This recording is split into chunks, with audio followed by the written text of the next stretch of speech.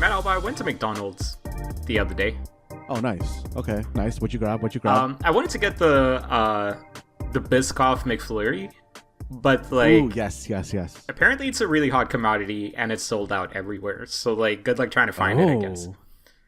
Damn, I was actually no lie. I was actually planning on going to McDonald's to get a Biscoff McFlurry after this recording. If you find it, let me know. But yeah, it seems like it is just sold out everywhere. I've been to like 4 different McDonald's looking for this. No luck so far. But Matt, I ended up getting, because like McDonald's in Canada is currently doing like these flavors of the world sort of thing. So they have like these international things. Yeah. I did end up finding the McPizza pockets, I guess. I don't know what they're actually called or not. Apparently it's a product of Italy. Have you tried those yet? Yes, I have. I think I've tried all the McHeist. I think I've tried all the McHeist items. Except for the Biscoff, or you got the No, Biscoff? I've tried all of the McHeist items. Yes, I'm looking at it right now. I think I've tried all the... Okay. Yes. I've only tried the pizza pockets. Matt, they were okay. They're just pizza pockets. Like, that is what it is, right? But the thing that really threw me for a loop is when I opened up my McDonald's bag, they gave me ketchup packets with it. As if, like, the pizza pocket is not just basically a ketchup packet with cheese. I feel like that might be offensive to somebody if you just say that. Yeah, I'm sure it's offending some folks. Listen, I'm just saying, there's a lot of tomato already in a pizza pocket. You would expect a different sauce than just, like, ketchup. Honestly, the thing that goes well with it that they actually have right now is they have, like, a garlic mayo from somewhere.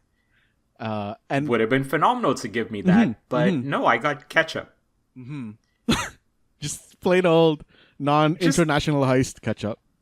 You know, like, look, another episode of Mistake Zone. I'm Rakush. Jaren's not here this week. I'm trying to come up with something interesting to say about this. I really am. But, like, I've just been lingering on this because it's been, like, 5 days since I got this. I've just been lingering on this idea that, like, somebody just, like, put ketchup in there and they're like, yeah, here you go. Wait, okay, now, sorry, hang on. I just want to follow up on one quick thing. Did you only get the bites, or did you, like, happen to get fries as well?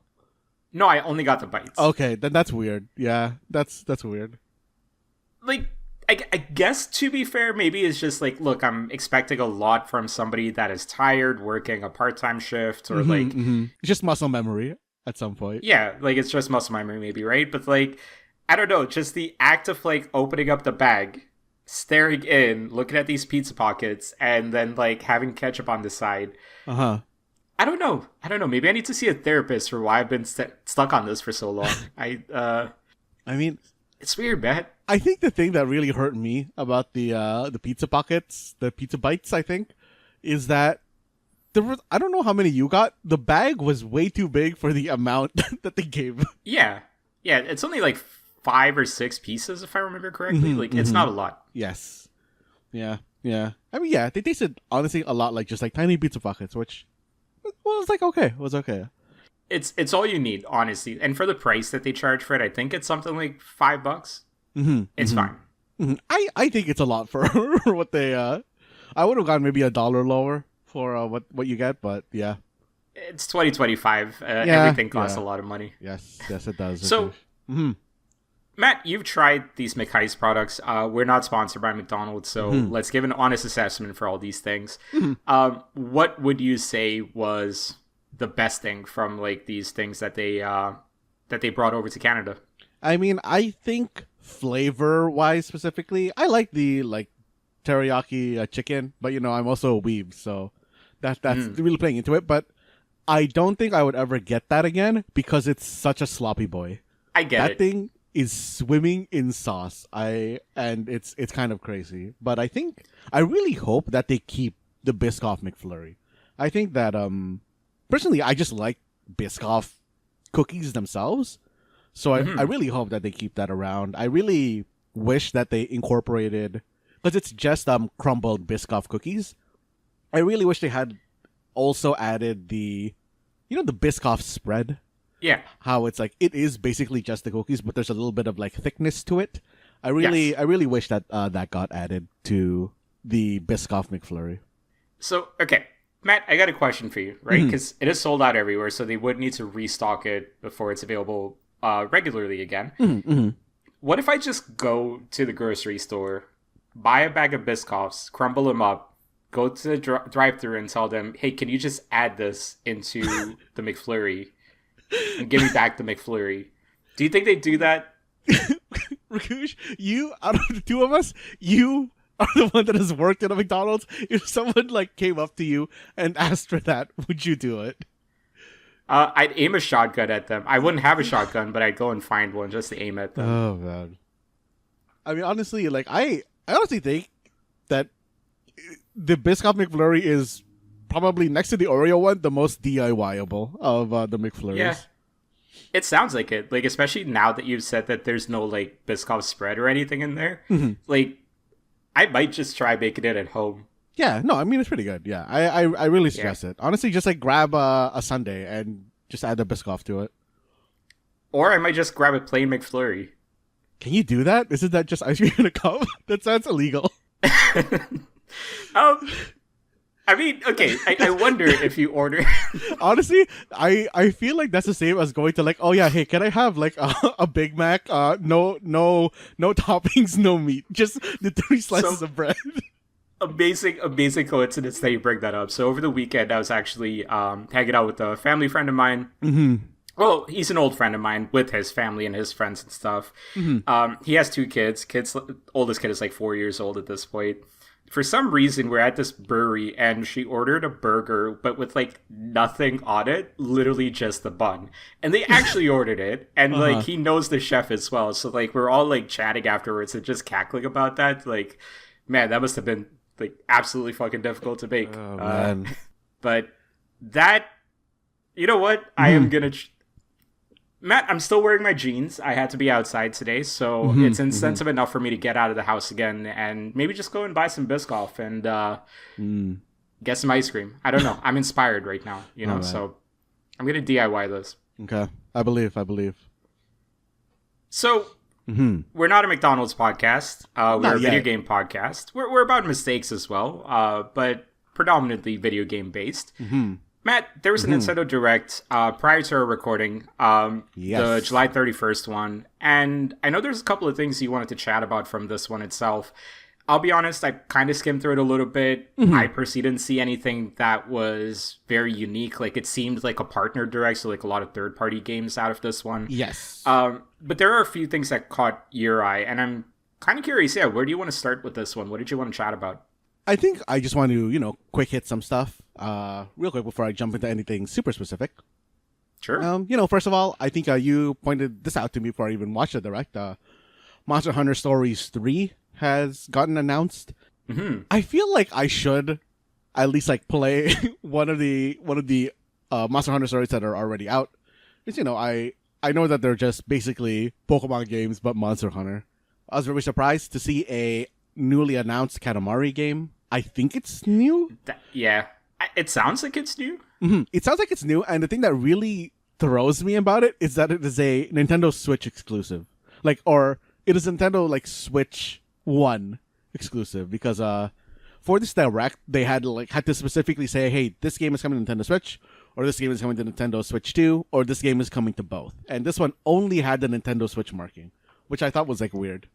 I kind of get it, though, especially if you've been working on a game for a long time, haven't been, and, say it's a budget thing, whatever it is, you might not have the dev model for, the Switch 2, whatever it is, right? I can kind of see it making a little bit of sense. Yeah. I guess, I'm kind of curious, how long that's going to continue for, because I know, typically with, the Sony life cycle, it's at least, 2 to 3 years before you don't really get games for the previous generation anymore. So I'm really curious what happens with the Switch 2. Yeah, same. Also, in addition, they finally announced Persona 3 Reload for the Switch 2, which I feel like was a long time coming if they hadn't already announced it, because I honestly thought that this was already on there or announced for it already. And I think, let's say for me, I was, kind of interested now in seeing Shinobi like a Shinobi game on here, especially because I guess because it keeps showing up alongside what's the other side scrolling ninja game? Ninja Gaiden? Yes, it keeps showing up, I guess, alongside You literally had half Ninja the game. Gaiden Ragebound for me. That like I keep thinking that they're the same game whenever I see gameplay of them. Yeah, I mean, like, you know, there's a lot of shared aesthetics and stuff like that. Ninja Gaiden Ragebound did just come out or is about to come out this week. I think it's out already, yeah. Yeah. I'm curious to play that game. Haven't played it yet, so you've kind of piqued my interest with saying Shinobi's kind of similar as well. But I guess to get into more specific things about the Nintendo Direct that kind of caught my eye, I did kind of just want to give a quick shout to Final Fantasy Tactics, the Ivalice Chronicles. I don't know if you ever played any of the Final Fantasy Tactics games, Rakush? I think I played A2, or I think there was one on the 3DS. I cannot remember if that was A2 or not. Yeah, like I always, because I really like tactics style games, and just somehow the original Final Fantasy Tactics has always evaded me. I played through Final Fantasy Tactics Advance on, like the Game Boy Advance when it came out, and I think for the longest time I always just thought that those two, or I thought that the Final Fantasy Tactics Advance game was a remake of Final Fantasy Tactics original, so I just never looked further into it until 20 years after that game came out, and I feel like this is the time that I should get into this game. So what is it about this game that seems interesting to you? Like, is it just the time is right, or was there something about this that's kind of speaking to you a bit more? I mean, I think just the time is right. Final Fantasy Tactics has always been the what's the word here? Like the one that it's like, I feel like the Ocarina of Time of tactics RPGs. Everyone's saying, oh yeah, this is the pinnacle, or like the granddaddy, or the template that you got, gauge all other tactics RPGs by. And for how long that I've just been avoiding it, I feel like I should really give this game a try at some point. Plus, like the remake of it, or like this version of it, does look like pretty interesting to play, and like looks like pretty nicely modernized. What's the release date for this one? Like, is it a 2025 thing? Yes, September 30th, 2025 is when this one is coming out. That's pretty soon, actually. Yeah, it's like 2 months. That gives me plenty of time to whiffle back and forth on whether I want to play this. Because I think I will end up playing this at some point for sure. Well, the only way to find out is to tune in next time. Tune in Dragon Ball Z. 8 episodes of Saturday morning. Yeah, 8 not episodes. Saturday morning. What the hell is this called? Mistake Zone. Mistake Zone. Yeah. See, We're recording earlier than usual, so we're just a little bit stumped. It's we're too old to break routines, so like we're very disoriented right now. Legitimately, right now, I am so fucked up because let's hear it. Let's hear why. On Saturday, I had to get a tetanus shot, and the kind of soreness is radiating from my shoulder, up my neck and down my arm. Rakush, I have never been. I feel like we should have taken a sick day before recording this episode. I wish you'd told me this before we started recording. I'm not sick. I'm just sore, and I don't think I've ever been sore in this. What's the backside of the elbow, the elbow's armpit? Sure. I'm sore there, and I don't think I've ever felt sore there before, and it's really weird. And I don't know if you do this when you get bruises or hurt, but I keep poking it to confirm, yes, I am sore here. Yeah, it's it's trying to figure out where the soreness is sometimes, right? Because you gotta ice it. That's what it is, bro. That's what it is. Why did you need a tetanus shot? I stepped on a staple and I got scared because it was not a normal staple. It was a carpet staple, staples that you use to keep down carpet, and I got scared. It's a good reason to get the tetanus shot. I'm glad you did. Well, I didn't know you were sore. I didn't know you were sick. Well, we'll keep this moving along. We'll keep this chugging along. I'm gonna try to get you out of this episode as soon as possible. 2 hours later, let's see. But yeah. But I guess speaking about tetanus, and maybe taking a step into the extreme side of what can happen if I get tetanus, they announced the remake or remaster, I guess, of Plants vs Zombies. Oh, is that like a zombie joke? Mm-hmm. Plants vs Zombies Replanted. And Rakush, did you play the original Plants vs Zombies at all? It wasn't my thing growing up, I guess. Like, it kind of came out at a time where I was of the age where I'm like, oh, this is too kiddie sort of thing, you know? So, like, I didn't really give it a second thought. I see. Mm-hmm. But it sounds like this isn't the first Plants vs. Zombies you would have played.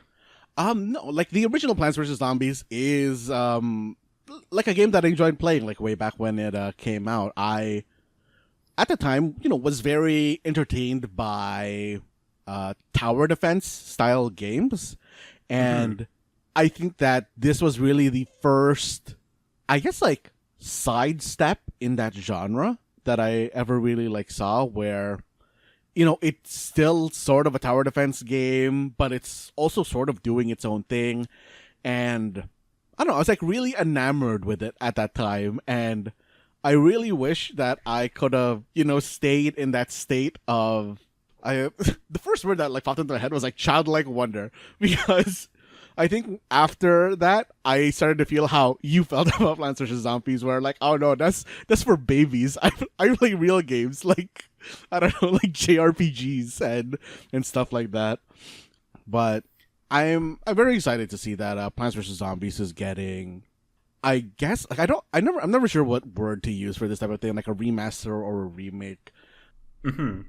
Because I'm really excited to like jump in. I want to see, I don't know if there's any particular quality of life changes. I'm sure there's going to be a lot of like quality of life changes, and just stuff that they're bringing in from later Plants vs. Zombies game into this one. And I'm really, really hoping that it holds up to what I want, because I feel like I'm going to have that, you ever play like a remaster and you're like, oh yeah, this is exactly what it looked like when I was a kid, and then you go look at the original game and it looks like hot garbage.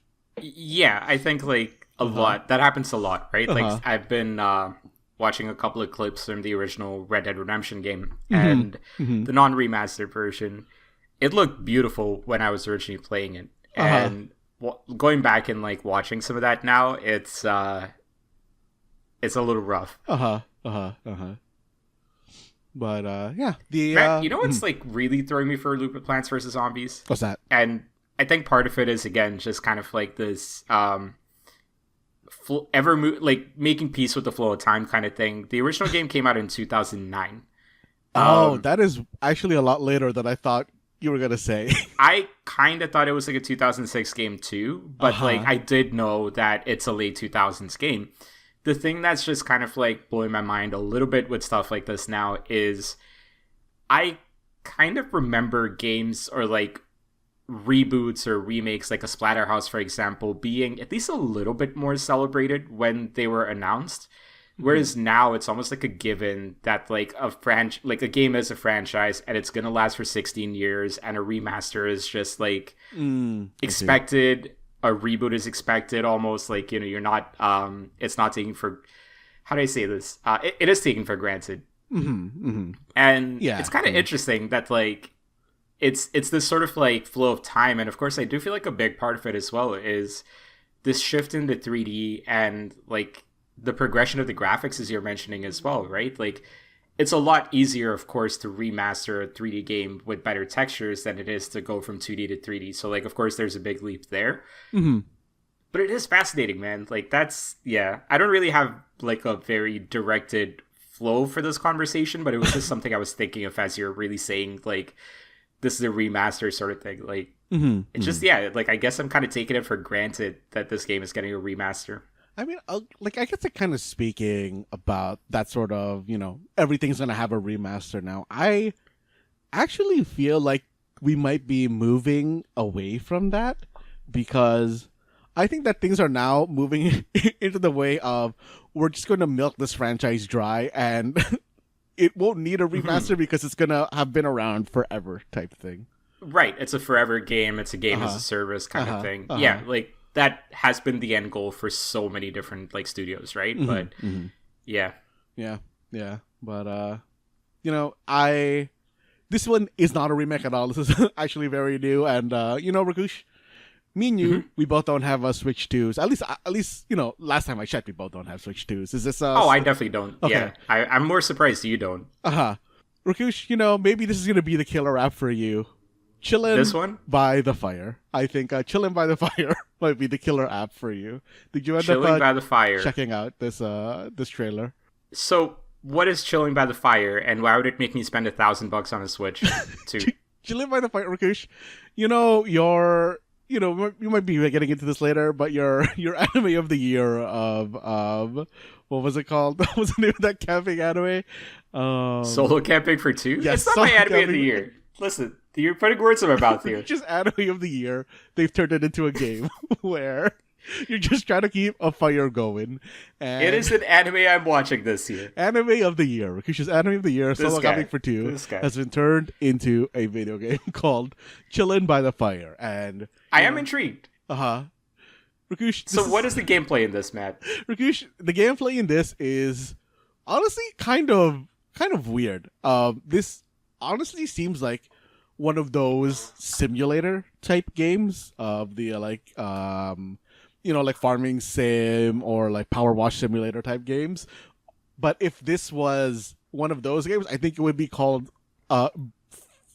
Fire Starter Simulator or Building a Campfire Simulator, because it seems like the gameplay loop in here is to grab pieces of wood and then you're able to arrange them. It seems like pretty dynamically in terms of like creating certain structures to have a campfire and have it going in a good way. Like, oh, you want to have your wood be dry, you want to have them set up in a way where you have like good airflow, and then you blow into the fire to get the embers going. And Rakush, Is it I think is it one of those games that uses the mechanic of like blow into the Switch itself sort of thing? I would not be surprised if it did that.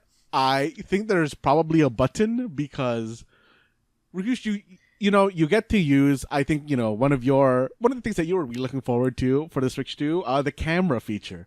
You can see your friends all sitting around this fire because it'll when you start to co-op this game, you can all stand around this fire pit with your cameras pointed at you and look at this virtual fireplace. You're selling me on this one because the only thing better than hanging out with your friends in person is hanging out with them in a video game on the Switch 2. Rakush, okay. Do you think you're going to have a Switch 2 anytime soon? Or I guess actually at all?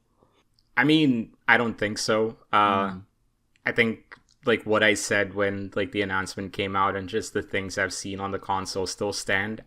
I've heard a lot of great things about Bonanza, and Jaron talking about it like he's clearly very passionate about it as well. I respect what they're doing with the franchise. I respect that they've taken a different franchise than just a Mario or Zelda to like do something cool with. I just at this point in my life, I think I'm pretty content with the systems I have. Unless like the Switch 2 drops in price by a lot, and that's going to be another like 5-6 years, I guess. I doubt that. I mean, yeah, Rakush, the Switch 1 went up in price like recently, or is about to go up in price. Yeah. So right, like we're clearly like your whole thing is like, do you buy it now or like risk the price going up during holiday seasons as well? Like, we're getting priced out of this. I personally don't feel like I would have spent this much money on it, but I do understand why people are seeing a certain appeal with some of the games, at least, that are coming out for it. Not a great way to transition to anything else, but Matt, is there anything else for Chilling by the Fire that you wanted to say? I mean, not anything else for Chilling by the Fire. I guess for you, Rakush, you should hope that it comes to a console of your choice. Hey, listen, if it shows up on the Switch 1, I'll gladly play it. But there's one more game you wanted to chat about, and yes. I believe that one is called Adventures of Elliot. Yes, The Adventures of Elliot, Millennium Tales. What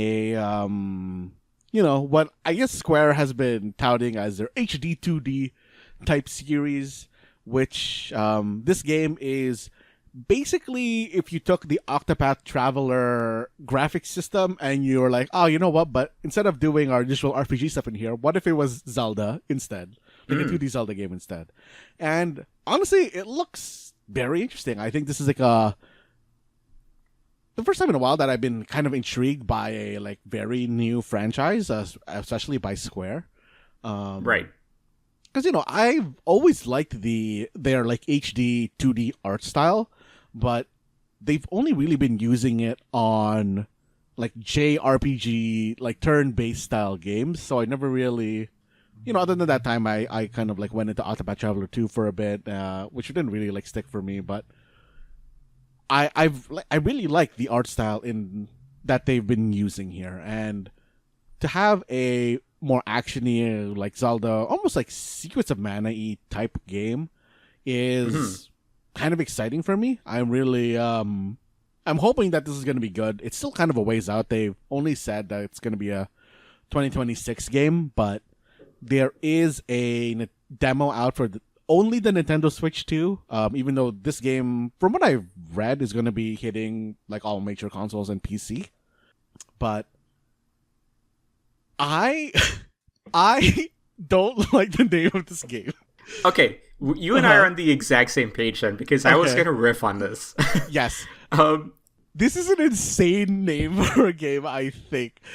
Like, The Adventures of Elliot doesn't sound magic enough for what this game is. Sorry if there's anybody named Elliot listening to this podcast, but your name is like so normal. Like, this is why you and I are good friends, because I had the exact same note about this one. Is that's all I had about this. Like, it's just like, no better name than Elliot. Yeah, like I like, just to like get onto this whole like I'm not like trashing the name Elliot. I think that this also stands if it was called The Adventures of Matthew, the Millennium Tales. But at least there you have some like alliteration. I think that's what the word is when you have like the same letter. Sure. But like, yeah, I think that's still equally like as bad as The Adventures of Elliot. Yeah, like, also, what doesn't help, and I feel like it's because the main character is named Elliot as well, but like, there's actually a lot more that I'm actually very much bothered with this game about, which I'll get to in a second. Okay. Now that I'm reading like the blog on Square Enix. But this guy clearly is wearing a fedora with a feather in the cap. And if his name were something a little bit more like, he was like a Spanish adventurer or something, like the hat would make sense, like, a little bit more. Elliot, it just makes him seem like a very like milady kind of top hat wearer. I see what you're saying. Yeah, like definitely like, something where I'm like, the name makes the character less cooler, and it opens him up to a lot of just like, I guess, bullying. Like, let's be honest, we're bullying this character here. I'm sorry to Elliot here. Yeah. There's a lot. I'm sure there's a lot of cool Elliots in real life, but that's real life. Like, not sword and sorcery world. Like, no. Okay, I like, just to like say, I think that if this character was named Elliot, or I'm assuming that they're named Elliot, it would be wild if this main character is not named Elliot. But the title of the game is not good. Like, if the main character is named Elliot, I think that's totally fine. But the fact that it's Adventures of Elliot, the Millennium Tales, which, piece by piece, very generic names, especially when it's coming from like Square Enix, who has, Octopath Traveler, who has, what is it, like Final Fantasy, who has Triangle Strategy. Like, these are all wild ass names, and they decided to go with The Adventures of Elliot. Okay. Only way I would accept this guy being named Elliot is if, like, all the other names are just over the top sword and sorcery, right? So, like, apparently his companion's name is Fair. The princess's name is Heuria, Heuria. So, like, if you go, like, super eccentric with all the other names, I'll be like, okay, play it for a goof. I'll respect it, right? But then it also loses me on this talking point here. As a sports fan that hates a lot of sports teams from the city, this action RPG, Matt, is set in the world of Philadelphia. I'm not making this up. This is from the Square Enix site. It is Nerd Philadelphia. Amazing. Which is saying something, because Philadelphia is already full of nerds. So, like, this is already, like, 2 strikes before the game's even out. Why is this game annoying me so much? I'm not even going to play this game. Oh, man. I'm really looking forward to playing this game. Also, like, are they going to add, like... because everything I'm seeing from this trailer so far, it doesn't seem like it's just like ancient Philadelphia for whatever that might be. But like, there's no ancient Philadelphia here, right? So like, is there going to be like winks and nods to the actual city of Philadelphia? Like, is there going to be a cracked bell somewhere or something? Like, why go with that name? I have so many questions right now that are not going to get answered. I mean, Rakush, I'll let you know in when does this game come out? 2026. I'll let you know what's going on in Fantasy Philadelphia next year. There's a demo for it, Matt. Yes, if you do want to play that. Yeah, I mean, from what I've heard, it is a Switch 2 only demo, which I currently do not have access to. We might need to get Jaren back to play this one just for our sakes, for our anger, to soothe our anger a little bit. That is Adventures of Elliot, set in the city of brotherly love. Not really. I don't know. That name, it's weird. But yeah, I think for me, those were my standouts of the Nintendo Switch Direct that just happened on July 31st. So before we move on from this, Matt, I guess like just as a high level question about everything post release for the Switch 2, do you feel like the reputation of the Switch 2 is in a better place now than it was prior to release, I guess, right? Because when it was announced, of course, there's a lot of complaints about the price, at least, like, you know, with the people that I spoke to. Of course, like, it is now the fastest selling console, so clearly, like, for a lot of folks, price was not a barrier to entry, but yeah, I'm just kind of curious with, like, you know, the reception for Donkey Kong, with some of these things coming out, with you know, just like the price point and everything. Like, do you feel like the Switch 2's reputation is in a better place right now? I mean, I think it is, especially with Donkey Kong. They've kind of, you know, shown that they are going to be, I guess, like making the kind of like high quality level Nintendo games that, like, you know, that are in that kind of higher quality Nintendo echelon. I think people have had their, I guess, expectations set with what they have been doing with Donkey Kong because of, you know, even Switch 2 being kind of, being new. They have seen, hey, like Donkey Kong is already kind of pushing the system to like where it is, or like where it's like already kind of slowing down. And I think that they have kind of like set the upper limit of what people are going to be expecting. And I know that like for a lot of things that's like probably not a good idea, but I think that tempering kind of expectations in that way is probably good for it overall, or in the long run, because people aren't going to, you know, not over deliver, over expect or over hype what is going to be coming in the thing. They like, no, okay, this is what I'm getting, and if I want to buy it, this is what I'm getting. If that makes sense. I feel like that was like a kind of a jumble. But it does. Yeah. No, it does make sense for sure. I think like for me, if you tell me that a launch game is already maxing out the specs of a Switch 2, it's a little bit of a concern because where do you go from there, right? Like typically the early games are supposed to be sort of like the work in progress, or like not work in progress. Sorry, I guess let me rephrase that a little bit. They're like almost tech demos. Yes. This is what the console can do. This is what the console can like potentially improve upon in the future. This is just the starting point. So I'm curious. I do want to see like, you know, what they announce outside of just like Prime 4. I know like that's coming out in the Switch too, but that's also Switch games. So like temporary expectations there, right? So like what are they going to do with like new games on the Switch 2, like exclusive Switch 2 games, so to speak. So yeah, let's see where it is. Let's see where it's going with that stuff. I'm still kind of curious about just like what sort of a barrier to entry the price point is going to be once we get into like a year into the console life cycle. You know, like that's typically where you start seeing a little bit of more like the true sort of like longevity of like any of these consoles. So yeah. Yes. Yeah. So that's about half an hour, maybe just a slight bit more on some Nintendo stuff here. Matt, I kind of wanted to talk about this next thing, moving on from the Nintendo stuff. I wanted to talk about this puzzle game. I've wanted to talk about it for a while, actually, on the show. Just, it's a bit of an ongoing thing because I play it on a daily basis. I've been playing it for several years on a daily basis at this point, and that is Killer Sudoku. Yes. You've mentioned it in passing. I believe many years ago we did do an episode or at least a segment on it. But considering just sort of like, we are a little bit in the dog days of summer, not a lot to talk about. Like, you spend 10 minutes on Plants vs. Zombies, let's be honest. We wouldn't do that if there were a busier news week. But yeah, just like, I did kind of want to chat about this. And I guess in a way I kind of want to encourage people to try out Killer Sudoku a little bit more, because it is definitely like it is my daily sort of like routine. It is something that I feel is pretty rewarding when you figure out like, the strategies and things like that around it.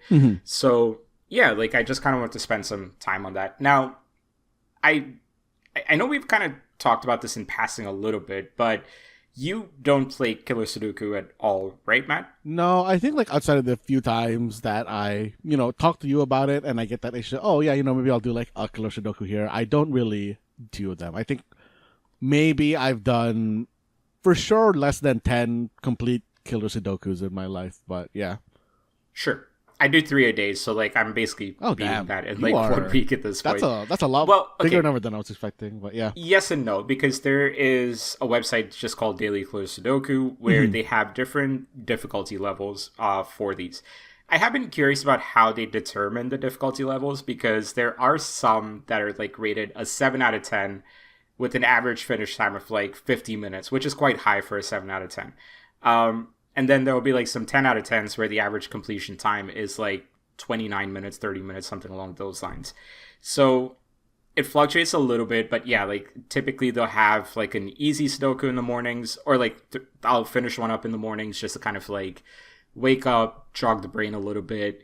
The medium ones or difficult ones are pretty good to play like on the train ride to the office if I'm going into the office, so like that's a pretty good one as well. And so like I've kind of gotten into a lot of just this daily routine of like, it's pretty easy for me to get through 3 of these. It's not a time sink for me. It's also on the phone. Yeah, like I'm just kind of doing it and then whatever. I do want to explain what Killer Sudoku is versus just regular Sudoku. So regular Sudoku, most folks will know the rules for it. There are basically 9 3x3 grids in which you need to fill out the numbers 1 to 9. And you also need to fill out rows and columns with the numbers 1 to 9. They cannot repeat. That is Sudoku. Killer Sudoku is a variation of that. You still have your standard Sudoku rules, 3x3 grid. You can't have repeating numbers in that same grid, in a row, in a column. All of that still applies. The key difference with Killer Sudoku is it actually changes it to more of a math puzzle, so to speak. And they do that by introducing different shaped cages. Some cages will be within a 3x3 grid. Some cages will be like across multiple grids. Like you essentially have to now start doing a little bit of math and use a little bit of different strategy. And when you get into the advanced stuff, you have to basically like kind of throw out your understanding of Sudoku almost entirely in order to kind of take in some of these new rules and stuff like that as well. I think it's fair to say I've been playing this for something like 5 years at this point, so quite a lot of like day-to-day sort of like every morning play it sort of thing. So yeah. Quite a long time. And lately I've been feeling more and more sort of like, hey, I've actually sort of like crossed into like these like super advanced strategies in a way that I wasn't even trying to. It's just like playing it over and over and over again has in essence given me an understanding of certain rules that I didn't even know names to previously. Like I did look them up recently, but like I know I sent you a link recently to be like, yeah, just try playing this one out, for example. But like, it's been really cool. And like that whole process of just sort of like playing this every day and going through this routine every day for years and years and years and kind of like stepping back to see what that progression looks like has been really fucking cool. I guess pardon the language there. This is sorry, like, the site that you play it on, does it like have data tracking in any way? So I don't know about data tracking. Let me just take a look right now. You can sign in, yes. I just don't sign in. I just kind of play it because whatever. But those site does have some like pretty good sort of like strategy things to help you out with. It has a decent walkthrough as well. I think as a starting point, if anyone is playing this game, the most important rule they need to know is something called the 45 rule. The numbers 1 to 9 all add up to 45. And so if you apply that to basic Sudoku, that tells you that each 3x3 grid, each row, each column has to add up to 45. And so that's kind of like a pretty important starting point for that. As far as like actual progression is concerned, no, it doesn't track it without signing in. I'm sure if you do sign in, it saves a little bit more of those things, but not something that I have looked into. And yeah, like I guess jumped ahead a little bit with the rule of 45 thing, because as I was going through the site, I saw that come up. But that's kind of like where things get interesting, right? Like, how does a cage of 2 cells totaling 3, what does that mean for the rule of 45? What does a 2 cell totaling up to 17 mean? Like, these extremes, and then like learning some of these like, totals, and like knowing that there's only a few sort of combinations, especially when you have certain sums together in one cell kind of thing. And that's not something that's going to come with just playing it 1 or 2 times. Like, that is absolutely something that's like, oh yeah, I remember this from a previous puzzle. Let me kind of piece these things together. It's been really cool like that. And as nerdy as it sounds, yes, it is math, but the reason I think I've been enjoying it more the last, I would say, like 5-6 months as well, is I am noticing more and more just sort of like strip down the actual action itself with Killer Sudoku. It is a lot of what my day-to-day job ends up being, which is like, you gotta like look 5 steps ahead, 6 steps ahead to like, what the impact of something in the moment is.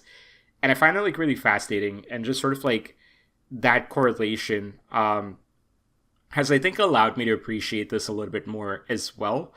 And Matt, I know you also kind of work in a very sort of data-driven field, like won't get into the details of it. I guess I wanted to pose one question for you in the midst of all this, which is just like, have you ever played a game or played a puzzle or like a board game, whatever it is? Like, have you experienced something where you're like, hey, this is a lot like my job, or like this allows me to appreciate a little bit more of just like the thought process that goes into some of the things I do on a day-to-day basis instinctively? Yeah, actually, Rakush, there was one game that was honestly basically my job because this game was called Code Spells. I don't know if you ever played this or not. Code Spells.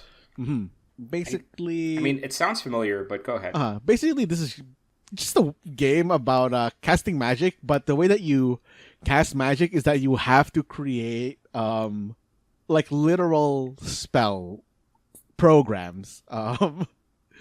This game was like super buggy, but I really enjoyed my time with it because it really is that kind of thing. Like, okay, you want fire, you want it. Okay, if your fire a ball hits, you want it to explode. If it hits a person, or if it's ground, you want it to explode. If it hits a person, you want it to like ricochet. If it hits this other thing, like it was basically that. And then I realized, at some point I was like, I don't want to do my job here again. So I'm gonna go play something else. But like, you didn't enjoy that, or like, was it more you enjoyed it instinctively until you started thinking about it? I enjoyed it instinctively until, I think I've said this on the show before, but when you have that level of control over what you're making, or like, what you're able to do in games, I am the type of person who removes the fun of the game through efficiency. And I think I just had hit that point of like Code Spells where I was creating spells that were powerful but not fun to play with.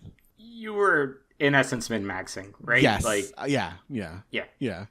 I mean, that does sound cool. And I mean, yeah, like this kind of ties into a deeper thought that I've had as well about just sort of like what the media we consume tells us about ourselves or helps us explore about ourselves. And I know I'm getting super deep about Killer Sudoku. Like, I get that. So my job is a project manager.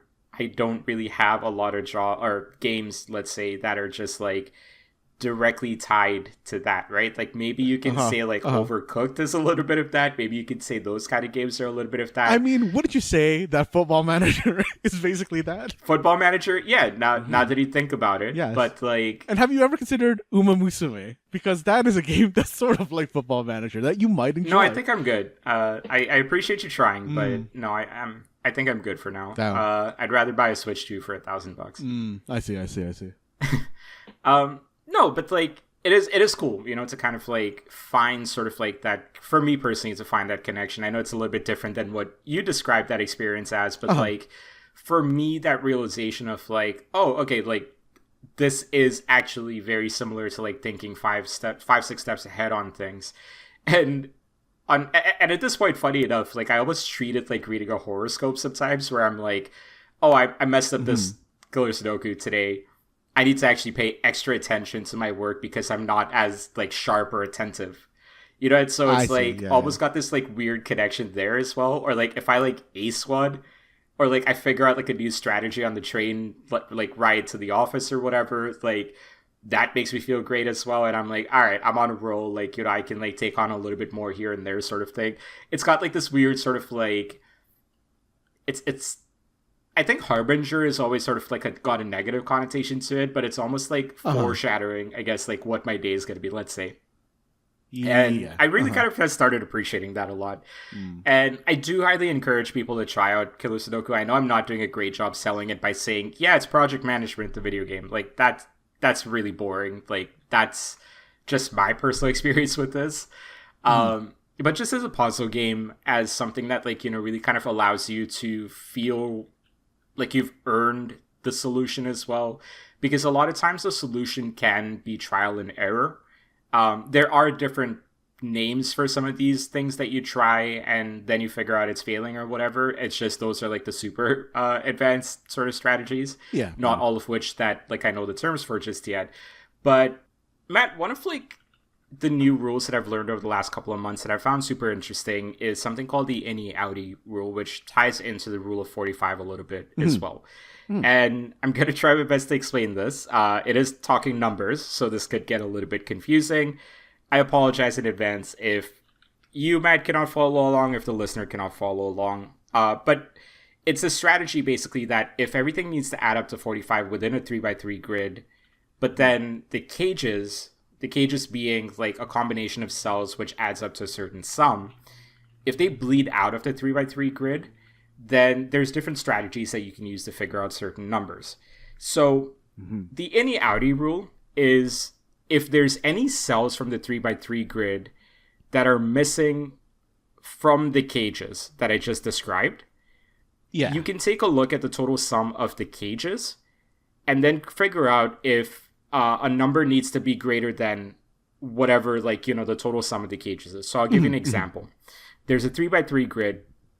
You have one cage, 2 cells, total 10. Another one, 2 cells, total 15. Another one, 4 cells, totaling 24. This one bleeds into a different 3x3 grid. Yeah. So this total adds up to 49. However, there are 2 cells from this 3x3 grid that are not part of any of these cages. And so you can actually use the innie outie rule to figure out like what the total sum of this needs to be or can be, for example. So the total sum being 49 for these ones, the highlighted cages, that means that the outside is 4 more than the total sum of the inside.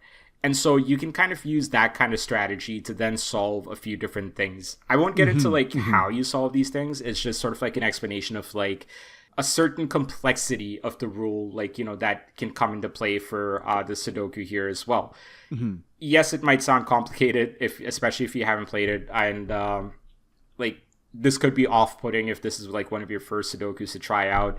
What I would recommend is try out some of like the lower difficulty ones. Like I would say max go up to like 3 out of 10.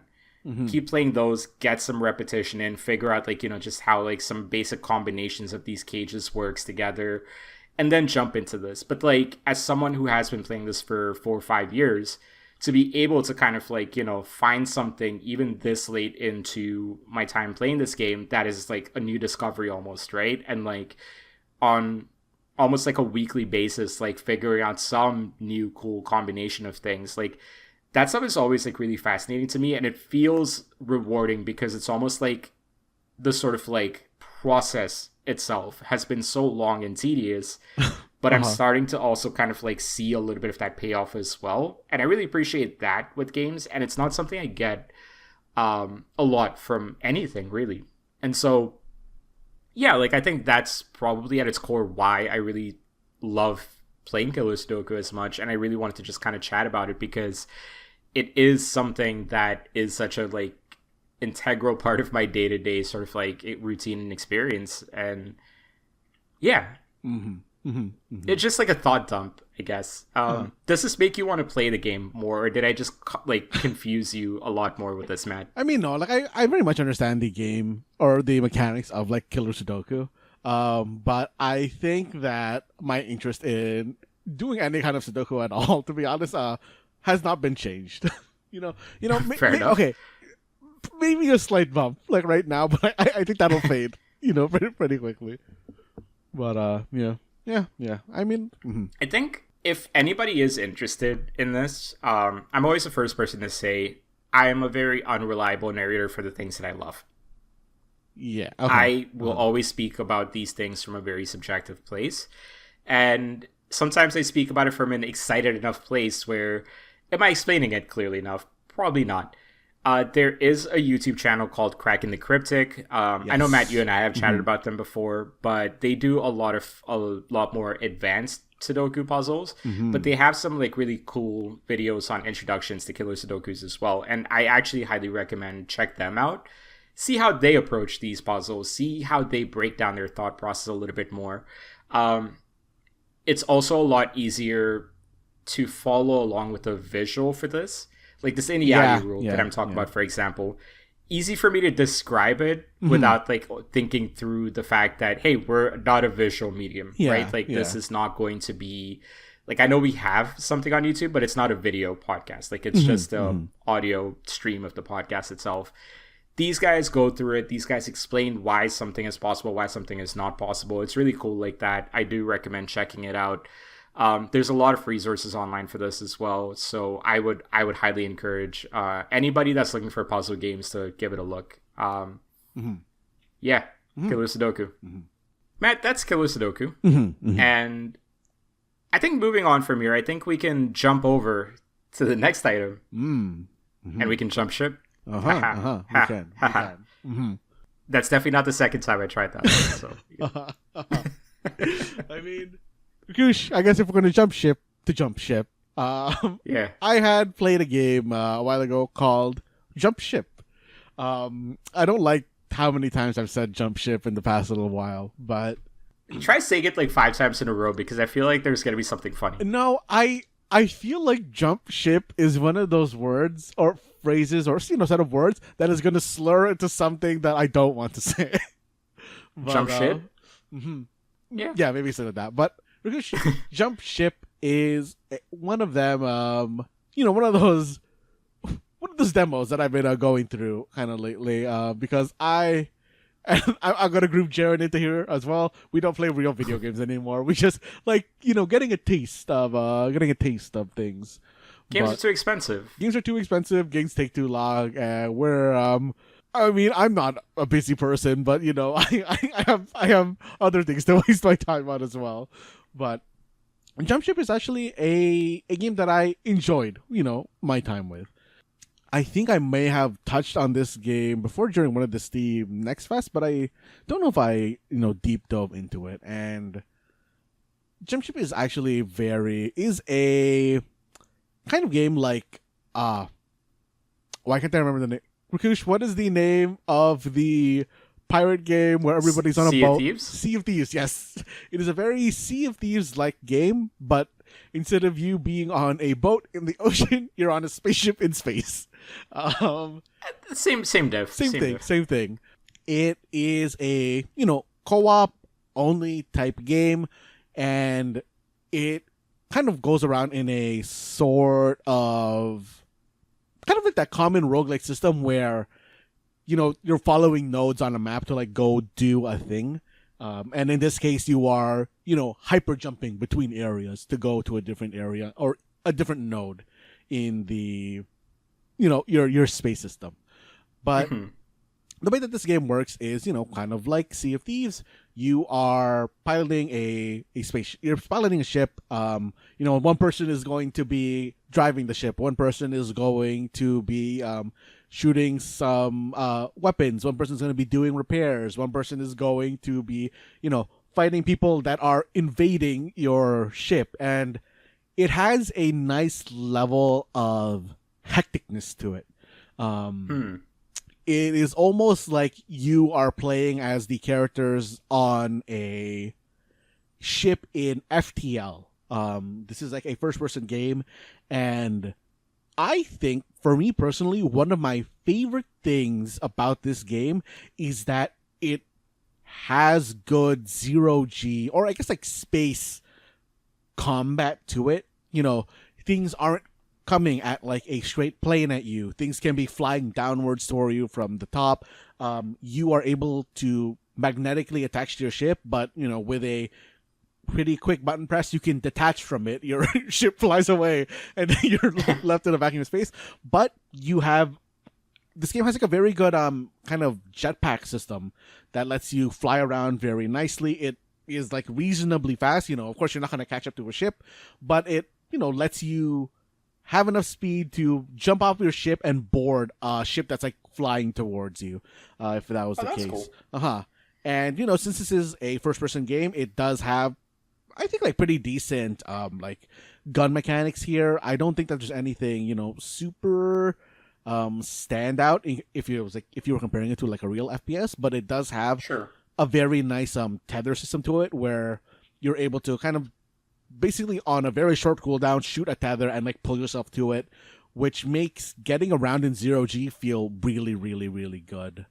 I think that like the zero-G fighting in games that revolve around space for me is like very important, and I think that this game hits it very, very well without making you feel particularly sick. So I guess like first question I do have for you about this, right? Because one of the things about just like playing a game in zero gravity, or like in World Zero Gravity, of course, always feels a little bit clunky, almost like you don't really have proper control over the player. And I know that a part of that is just like that's the physics of the game sort of thing. But I am curious, like, how does that feel in this game? Like, does it feel too floaty? Like, do they give you enough control to like re-maneuver with ease? Because that's another thing with like zero-G, right? Like every move is strategically sort of like an important move. And so like how easy is it to like detour or like turn around or what have you? I think that with the grapple mechanic, it is actually really easy to turn. It does kind of have that thing where it preserves momentum. So like let's say you have your jetpack going, because your jetpack pulls you into a kind of third person view. And then when you disable your jetpack, you go back to your first-person view. So when you go from your jetpack, you're flying forward, and then you switch to your first person, you preserve your momentum in that direction. Okay. But you do still have a little bit of control, but it's kind of like, if you want to, do a real turn, it's going to be a wide turn. But your mouse control, like I said, it's an FPS, you do have, like, I think basically perfect, like, direction in that sense. Like you can look whatever direction you want as though you were, just normally on the ground, even if you decide to, do a 180 but it goes underneath you.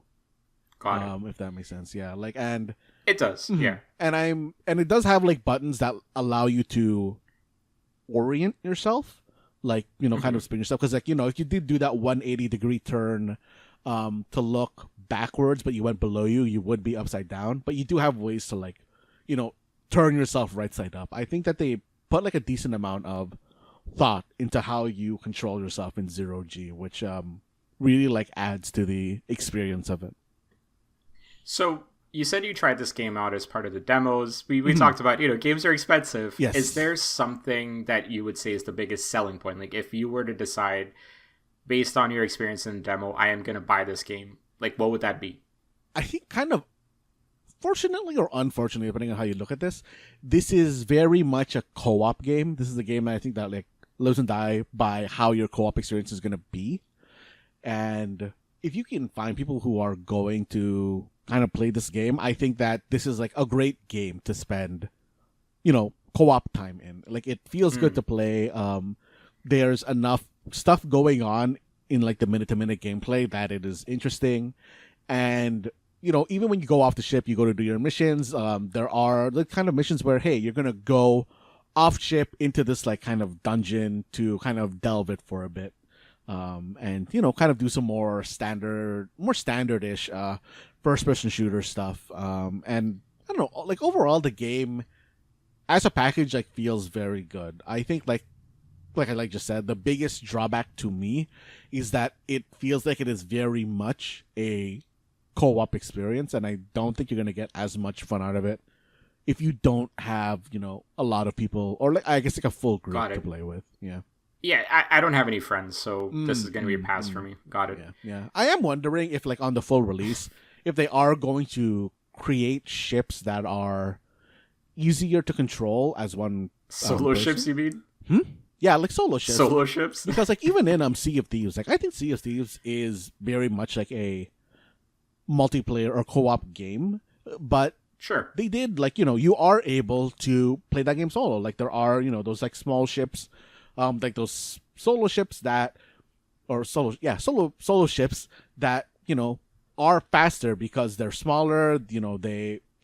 Only one person is like piloting them, and I really hope that they kind of have. I don't think they'll have it at the very start, but I do hope that they have some kind of like solo experience for this game somewhere in the pipeline. Can you remind me if this game is a PvP or a PvE? This is strictly PvE. Okay. And is there like a decent matchmaking thing? Like if you are just logging in solo, like they'll group you up with some folks?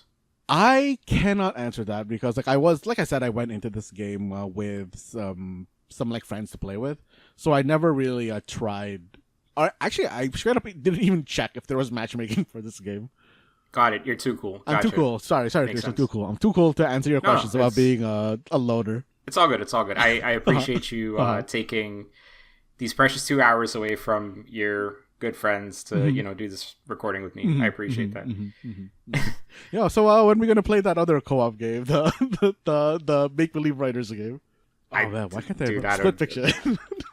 The moment's passed. Moment's passed for that one. Damn. Jump ship. I do have one more question. Sorry, I was trying to go through my list here. It is in space. How vast is this map? Like, is there like an edge to this map that you get to? Like, how does that work with the environment that it's in? To be honest, I didn't try flying to the edges. Like I said, this game is like kind of a node-based system where you're just like basically hitting a hyper jump to go to a point of interest, and usually that will be right in front of you. So you just have your objective, right in front of you. I don't think that we ever really tried veering like into the edge of space to see what would happen when I was playing. It sounds like a controlled map based on what you're saying. Like, it is a quite controlled map. Yeah. Okay. Yeah. Fair enough. So that is Jump Ship. I'm assuming it's on Steam. Is it early access right now, or is it out fully? I don't even think it's in. Yeah, it is not yet early access. I think it is just in like demo, like playthroughs. Oh, okay. Yeah, so that is available on Steam. You can go check it out. I don't know if the demo is still going on or not. I hope it is. But Matt, that's not the only sci-fi thing we want to talk about today. I have been watching a lot of the latest Star Trek series, Strange New Worlds. Yes. And I kind of wanted to chat about that because I'm currently going through season 2. I'd watched season 1 a while back and absolutely loved it. And season 1, from what I can tell, is very well rated when looking it up on Google. 94% on Rotten Tomatoes and 8.3 out of 10 on IMDb. So, like, there's a lot. Like, there's a lot of positive. That is a higher number than I thought you were going to say. Right, exactly. That is not the reason why I even started watching it. Like, I started watching it because I just kind of... I've had a pretty good sense, like, watching some of the trailers of it, that, like, this could be an interesting Star Trek series to watch. Strange New Worlds is taking a look at it follows the decade before James Kirk takes over the Enterprise. So it's following Captain Pike, still has Spock, Uhura, and there's a couple of other new characters as well. Okay. And it kind of starts off with season 1 starts off with Pike sort of being in a self-imposed exile because he has seen a vision of his future. And for those who are familiar, I believe he basically is maimed very badly. And he's trying to avoid that a little bit. And a lot of season 1 was just about sort of like standard Star Trek fare. Each episode is a new story, of course, but the underlying, parts of that is Pike coming to terms with a lot of what he is about to deal with in his life. And I'm about 2/3 of the way through season 2 right now. Season 3 is currently ongoing. And it's been a continuation of what I really enjoyed in season 1 as well. And so I'm really glad that this series is going, but it seems a little bit under the radar. And so I kind of wanted to chat about that, just to kind of share it with our friends and listeners, just as this is something really cool and you guys should check it out.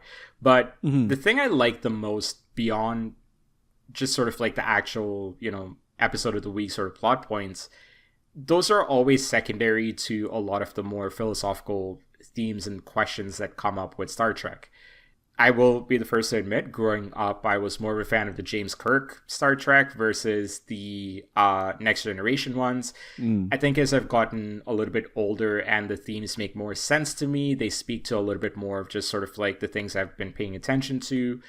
Next Generation has definitely taken over that space.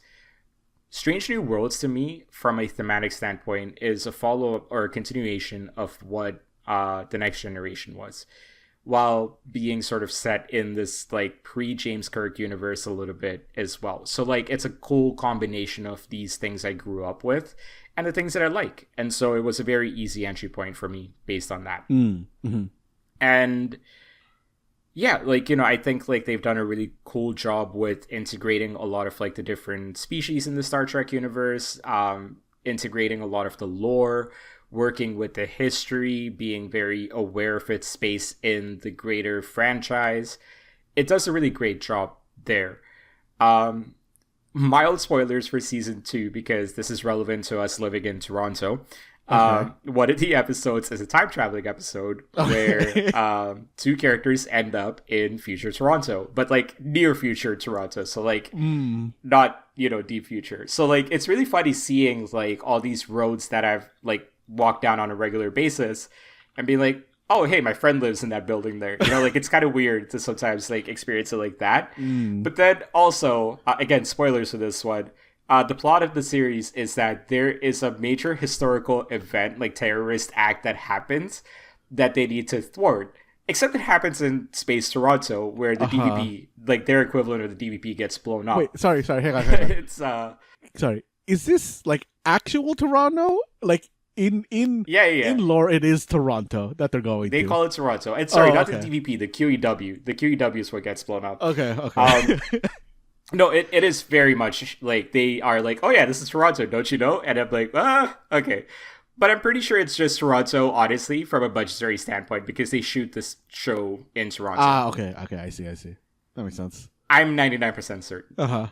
Yeah, it was just really funny to see that, I guess. And I was just kind of chuckling through that entire episode, being I know all of these neighborhoods that they're in. And that was a great episode. Honestly, even in that, they do something very interesting with some of these characters. And one of the characters is a descendant of Khan Noonan Singh. She works as a security officer on the Enterprise. And a lot of her story is honestly really, really, really interesting because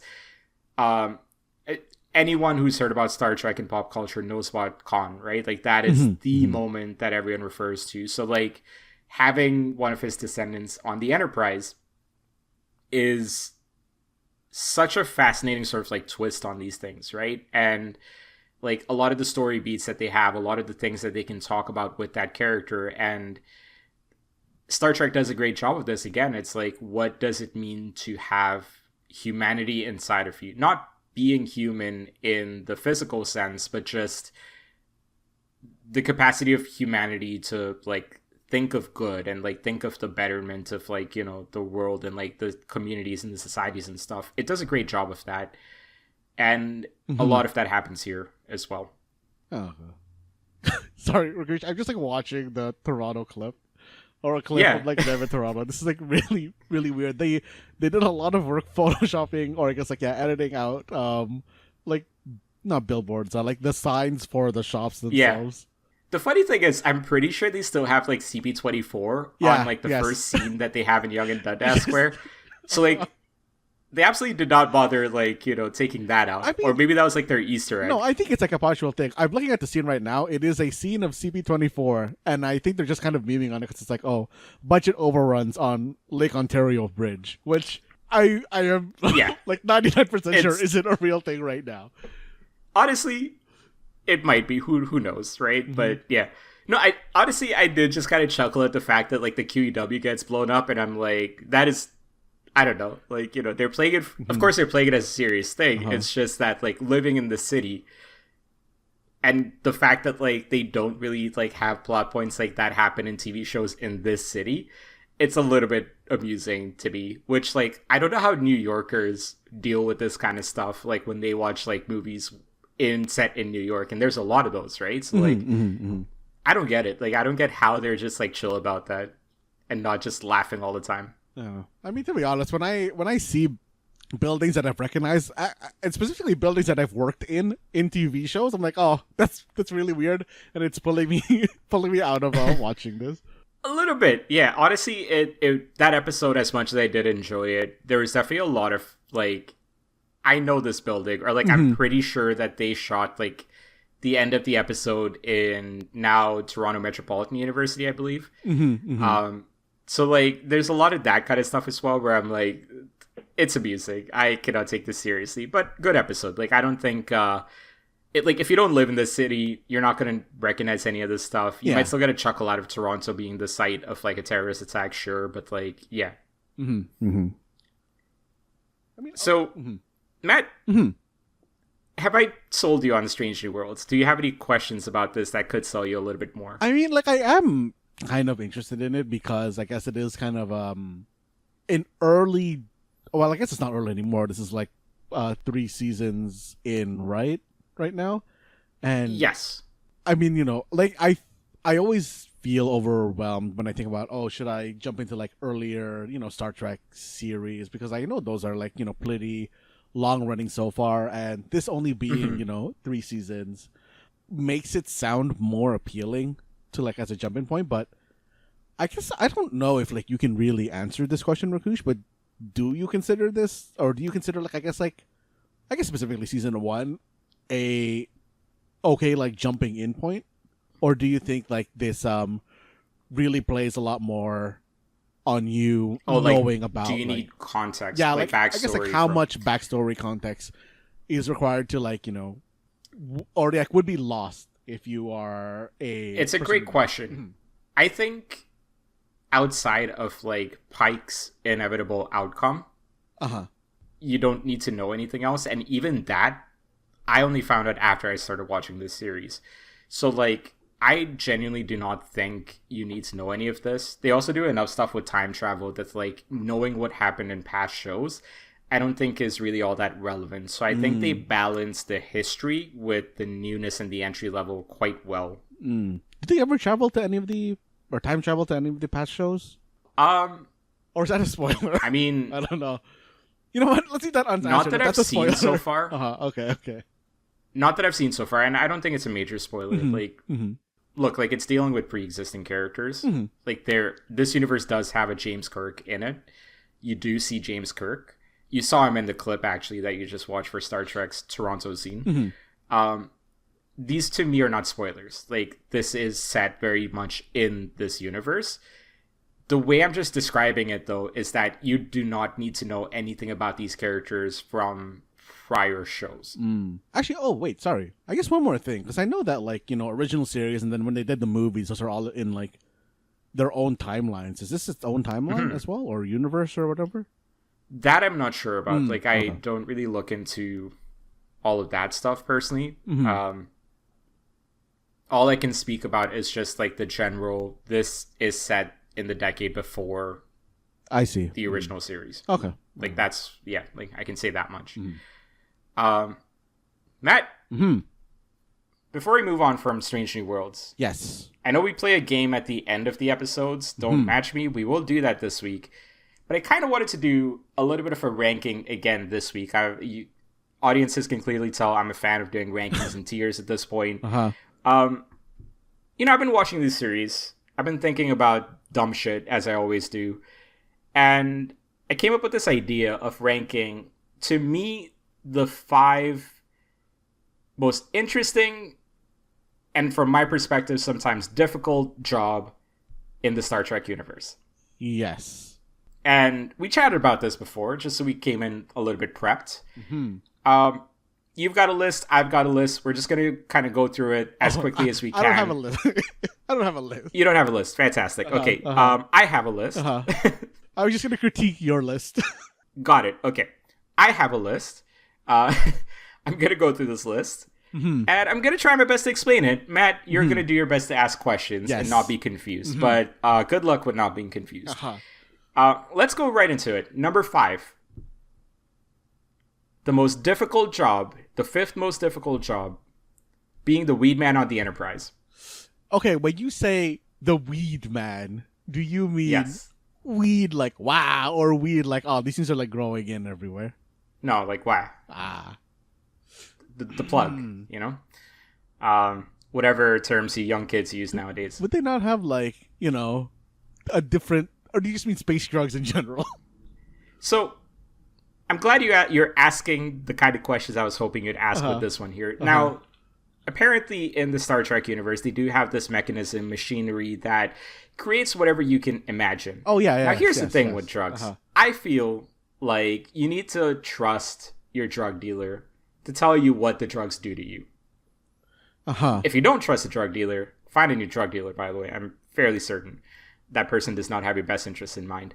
But, like, if you ask me to imagine up, like, for example, an edible that, like, just, like, hits the spot, I might be able to get, like, the chemical reaction of it right. I might not be able to tell you how to make it, like, taste good or, like, whatever, right? Like, I wouldn't be able to give you the, like, the subtleties and, like, the details of that.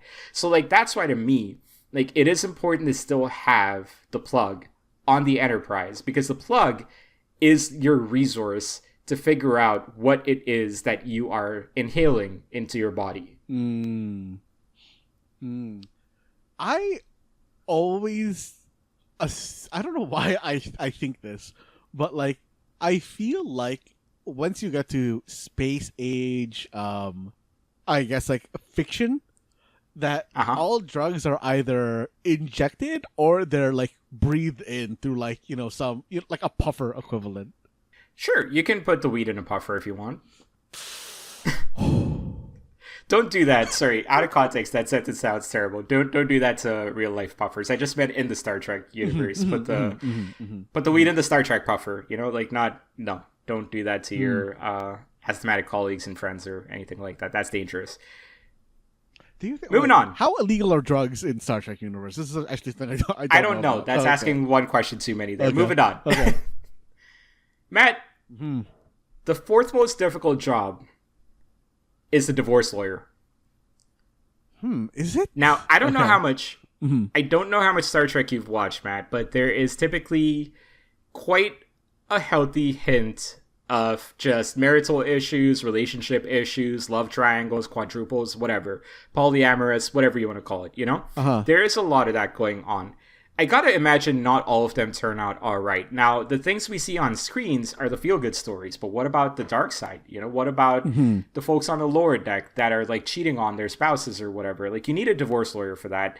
And I feel like things gotta get messy when you're on the same spaceship as well, So, like, to me, that is the 4th most difficult job on the Enterprise. Is it is it difficult or is it lucrative? Both. But also, if you want to doubt the list, you should have made your own list. Yeah, I feel like, I Honorable. feel like that's really rolling into the kind of like shitting where you eat type thing. If you're trapped on a spaceship and It's a big spaceship. It's a big spaceship. And so, like, I genuinely do not think you can use that logic for the Enterprise. Like, that is supposed to be, like, a community. Like, you're thinking of it more like a job, but, like, to me, how big the is Enterprise is more like... Actually, I'm not sure about that. There's quite a few folks on it, from what I can tell, and there's a lot of civilians and stuff as well. So, like, it's more like a city or a village or a town than it is, like, an office, if that makes sense. Matt, the third most difficult job on the Enterprise, I think it's a food blogger. Is it? Again, you can make your own list if the question is it? But let me tell you why, Matt. Let me tell you why. Again, you can just imagine up whatever food you want to eat. Yeah. But if you've never eaten a food before, you don't know what that food is supposed to taste like. You need somebody to be able to tell you what the food is supposed to taste like. And so, like, the food blogger has to help you imagine things more than just, like, this is delicious, this is whatever. Like, you have to imagine these things. Really? It's the same as the weed guy. It's the same as the plug. Like, to me, this is a very difficult job. I feel like food bloggers specifically might be, of my limited knowledge of, like, Star Trek, I know that they have a machine that basically just, like, 3D prints food. Exactly. So I feel like you can, have a pretty easy time being a food blogger because you can basically just make whatever and, like, blog about it.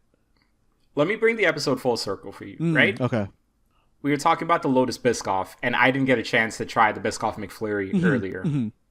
How would I know what that needs to taste like or what that needs to be if I've never had it in my life before? But, like, you would just download the schematics for it, wouldn't you? But I wouldn't know what it's supposed to taste like. And so that's where the food blogger is going to be super important for me, Matt, is he's going to tell me that these are the flavors. Like garlic stems. I started cooking with garlic stems recently. I did not know what the flavor of that was. And so I had to do a lot of experimenting with that, before I figured out, okay, I probably want to like dice it up to this level. I want to like not just like cook them for 2 seconds. Like I want to cook them a little bit more, like whatever it is. This is the seasoning, this, that, and the third. Like if you've never tried something before, you don't know where to start with that. That's what the food blogger to me But the food is important for. From my understanding, the food making 3D printer isn't about you cooking. It's about you creating a preset thing. Exactly. So then if you're just eating preset things, but that's what I'm saying. If you're just eating preset things, how do you get fancy with how you write about that, right? Would you not just like review it normally? No, because you run out of things to review at that point. You need to come up with new recipes. You need to come up with new ideas. So what I'm saying is like the food blogger / inventor, actually, as I'm talking through. Okay. Yeah. Okay. So what you're saying, because I'm about to go off on food blogger. Food blogger inventor, because like a blogger basically is like, say it's Anthony Bourdain, right? Like Bourdain is not a blogger, but he runs a TV show off the Enterprise. He's like Enterprise Parts Unknown, whatever it is, And so like he's gonna go and try out all these like different food items that like no one has tried out in their life before, and he's got to describe that. He's got to come up with recipes for that. That's difficult, bro. I guess. Okay, wait. I think maybe if you were saying something like, a high-end food critic, I think I would more agree with you than like food blogger. You know who could have said that? A person with a list. Well, this is my one thing list. It is food critic would be probably pretty hard, because when I think about food bloggers now, they just hit everything in waves, man. Like I feel like, or maybe it's just my YouTube algo is just you didn't I think a lot it's of a YouTube pasta algo right now, but I think it's a YouTube algo. I don't know. Whenever it's before you get see new videos, before you get more upset, Matt. Before you get more upset, let's woosah and let's move on to the next one. So Joshua Weissman, right? This guy. Oh God, I actually no. Let's move on. I do not want to speak ill. I do not want to speak ill here. Let's move on. The second most difficult job on the Enterprise to me, Matt Alba, the barber. If you watch any single episode of Strange New Worlds, and you'd have to watch multiple episodes, they always look like they've got a fresh cut on. They've always looked clean. You know, it's very difficult to maintain that look. As someone who looks clean for like 2 days and then looks disheveled almost immediately, you know, I know how difficult like maintaining appearances is. Dude, the barber's got a very difficult life on the Enterprise. Do you? Lucrative, but also difficult. Maybe I'm just so used to like the Jetsons. When I think about future tech, where they have like that machine that just like fits over your head and like fixes your shit. But, I'm sure they do. I would have thought that also have doing that for tech. thousands of folks. Well, I mean, like if it's, I always like viewed that particular. I guess like you know going into Jetsons thing here, that particular machine as being the equivalent of like the modern day, like I don't know, like a hair iron or something. Where it is just like commonplace enough that you kind of just like it is just a thing that is there in your washroom equivalent. But, nah, it's a barber. It's a barber. For the sake of my list, it's a barber. You might be right. We're gonna ignore that. They haven't you're AI'd right. that job away just yet, is what you're saying. They haven't AI'd that job away. No, like I would never want AI cutting my hair. Really? No, I don't want AI doing any of my stuff for me, let alone cut my hair. But that's a different conversation. Matt, the most difficult job on the Enterprise. It is being an influencer. Matt, you got to keep an entire spaceship entertained every single day.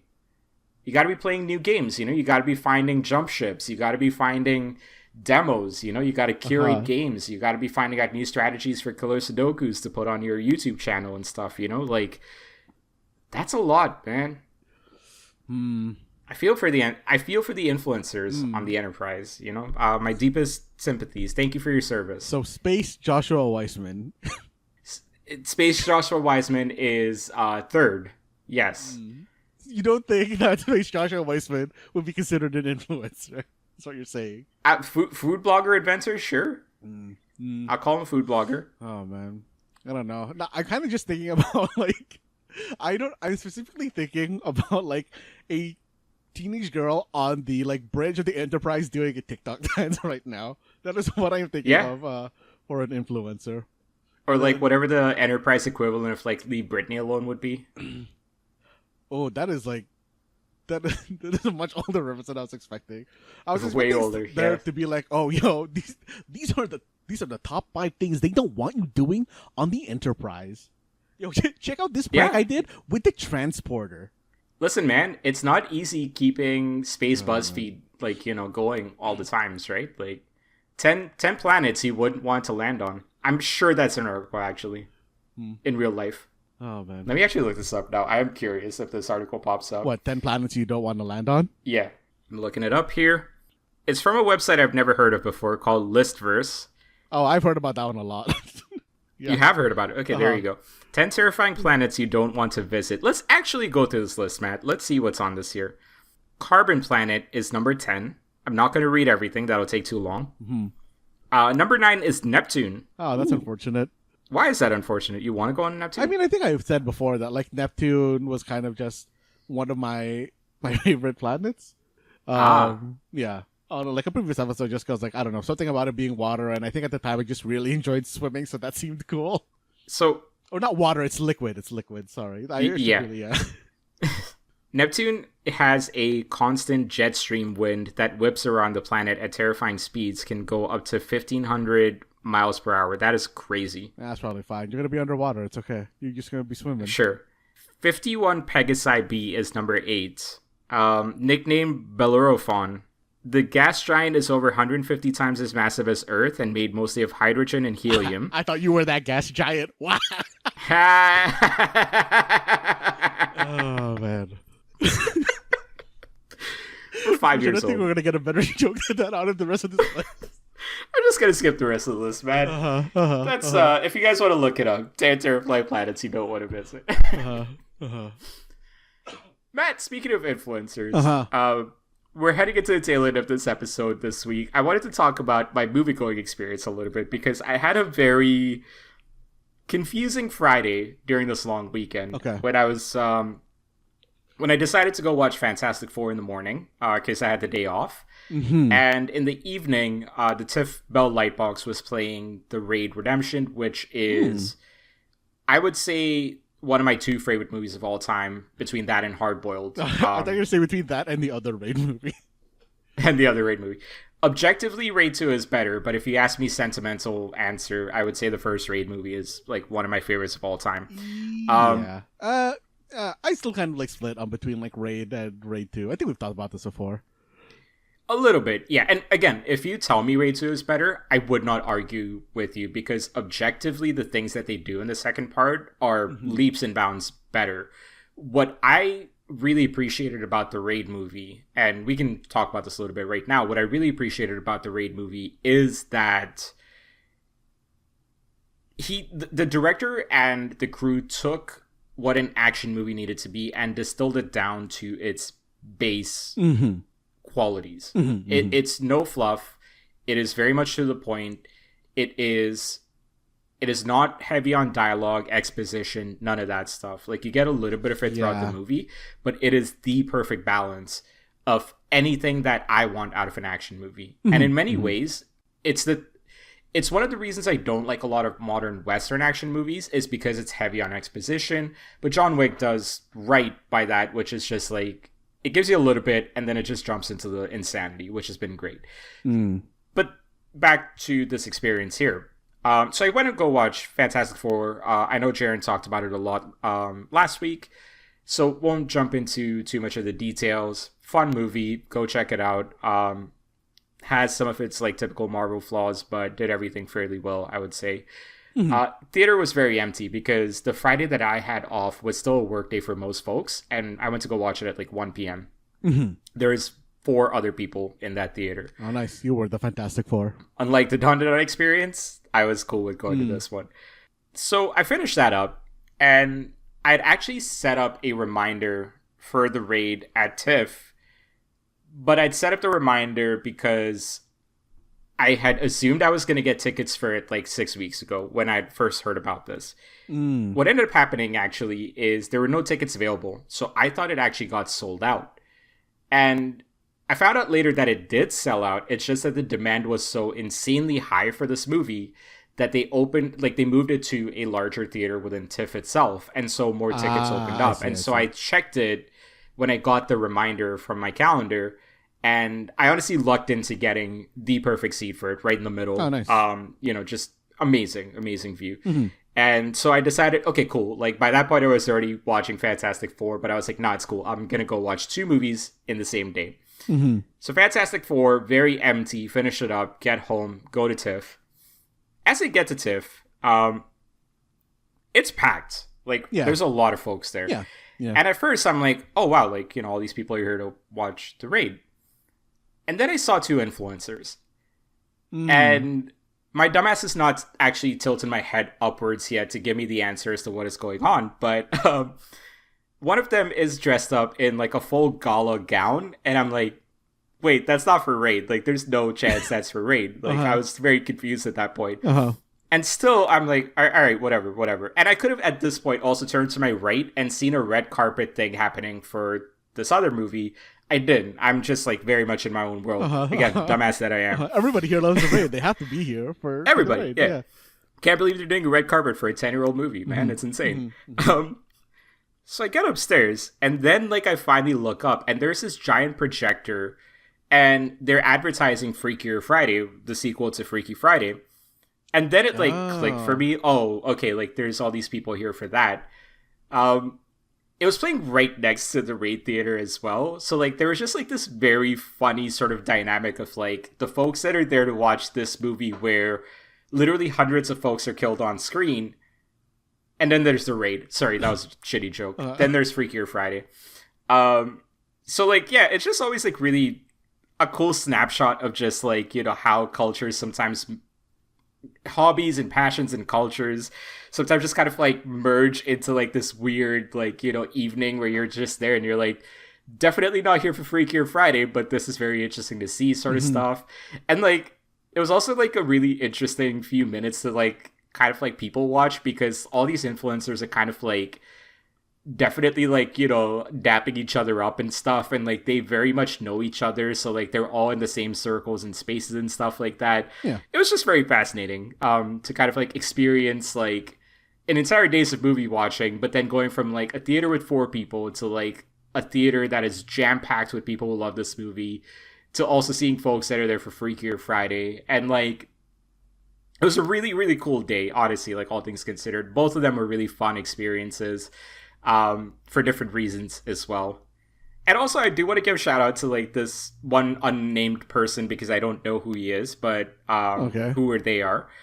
He or they were sitting next to me for the raid, and the person was absolutely just hyped and excited, like literally like shadow boxing as the fights are happening and stuff. And like, honestly, because I've watched this movie once a year, and I'm not exaggerating, I watch it once a year, like, it was not like he was ruining an experience for me watching something for the first time. I am curious how I would react if I'd never watched this movie before seeing that, but like, it was really, really, really cool to see someone have that level of passion for something that I also love. And like, that was awesome. Like, just kind of like sit there, like, I almost wanted to people watch while watching the movie, but then also at the same time, I'm like, no, let me just stare at the big screen and watch these cool things happen. And it was a great experience. It's super fun. I also found out that there's like a martial arts movie club in the city that like I'm gonna look into a little bit more as well. It's called Black Belt Cinema or something like that. So maybe something I might talk about in the near future is like going to more of these kind of like special screenings and stuff. But Matt, you ever been to like a theater where you're like, wow, this experience was 10 out of 10, and like you just remember it super fondly, or like it enhanced your movie watching experience? Rakush, I can honestly say I have never felt that before. Do you envy that I felt that, or are you cool with never sitting next to a person shadow boxing? I don't think that I will ever, feel something like that. The closest thing I've ever, I think, felt to something like that, I can't even remember what movie, just like some guy a couple rows back was like very, very excited about what was going on in this movie. And I don't know, that at the very least enhanced that a little, but I don't think I've reached that 10 out of 10 that you're talking about. This was beyond 10 out of 10. Like, this was fantastic and just loved it.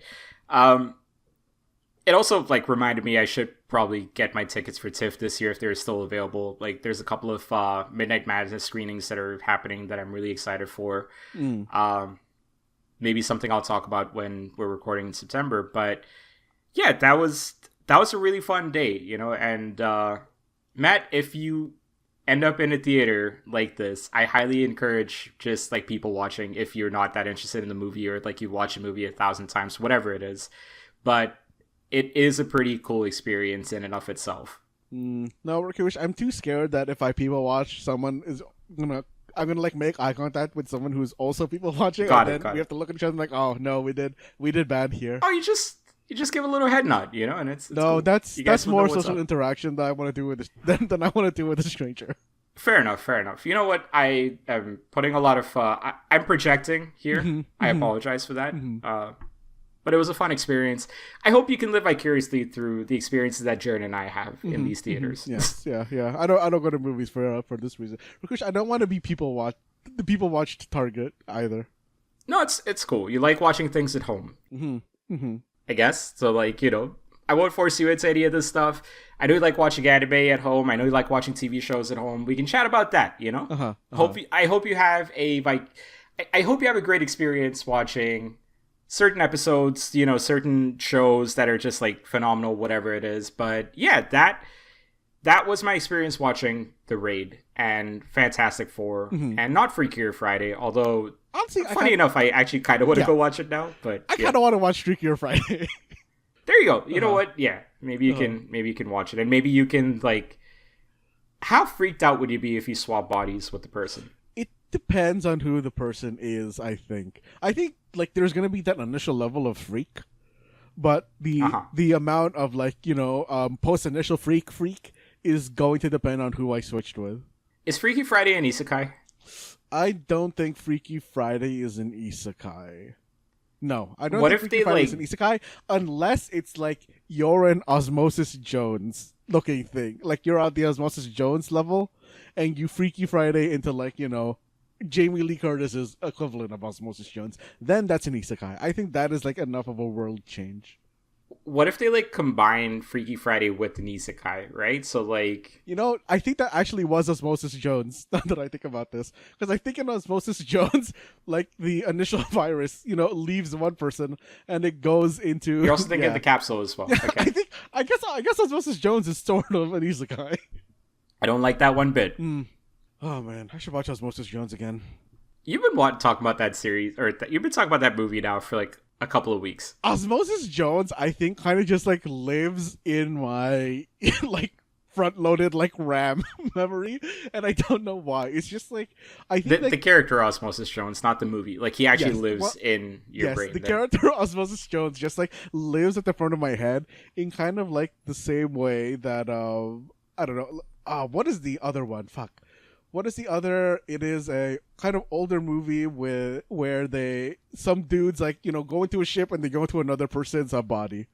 Oh fuck! Are you talking about Magic School Bus? No, I was thinking about Magic School Bus as I was saying that because I know that also happens in Magic School Bus, but not Interstellar. Fuck, that's not the movie. Yeah, Christopher Nolan made a movie about shrinking people. Inner Space. Inner Space is the one I was talking about. Okay. Because I know Inner Space lives in a lot of like people's like heads as well, and I think that Osmosis Jones is the younger generation's Inner Space. So this generation needs its own Osmosis Jones as well. I think this generation's Osmosis Jones is what's the one with the emotions? Inside, not Inside. Oh, Inside Out. Inside Out. Yes. Yeah. Okay. Mm-hmm. Okay. I see it. I see it. But Matt, those things all match up. I think we need to get to something that doesn't match up, and that's Don't Match Me. Yes. I'll give myself like a 4 out of 10 for that segue. I could have done better, I'm sure. But you could have done worse. You could have done worse. And what's important is I could have done worse. You didn't fully watch it. But let's give myself a 5 out of 10 then, just passed, but yeah. All right. But yes, Rakush, this week Don't Match Me is going to be on me. And I know for the people listening, as always, the rules for participating in the Don't Match Me challenge are that I, the question asker, I'm going to ask you, the listener, along with my co-host Rakush, 5 questions, and I'm going to give 5 answers. The goal for, you, the player, is to provide answers that don't match my answer.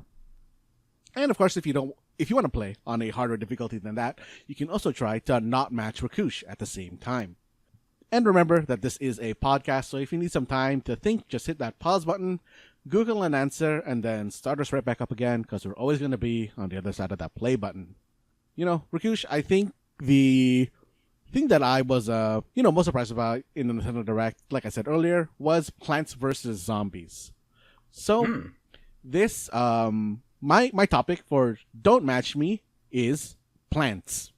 Oh, gosh. Okay. Mm-hmm.